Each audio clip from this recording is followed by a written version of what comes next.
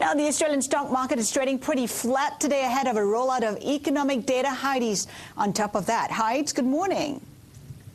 Good morning, Haslinda. Well, in about half an hour from now, we'll get the home building approvals for July. We'll also get the current account numbers. And, of course, the big one, traders are waiting on the outcome from the RBA meeting today. And until we get those numbers, the market is lacking direction at the moment. The resources stocks are up and down in the session. BHP is about 0.5% higher now, with Rio Tinto gaining now 1%. The benchmark index is up by about 1/3 of 1%. The banks are now heading into positive territory mostly as well. We're seeing the Commonwealth Bank now higher, the ANZ Bank building on gains there. The banks, of course, waiting on the RBA rate decision. All 17 economists we surveyed predict the RBA will leave the cash rate unchanged at 3%.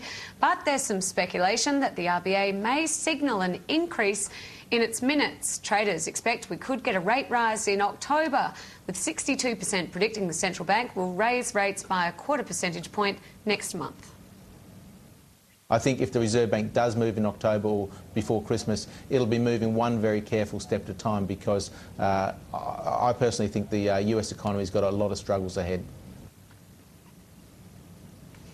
And the rate decision's a prelude to tomorrow's GDP result. Economists are expecting second quarter GDP expanded 0.6% and has... I'll be back in just under half an hour to break those home lending figures and the balance on the current account. Back to you. Working hard today, my friend.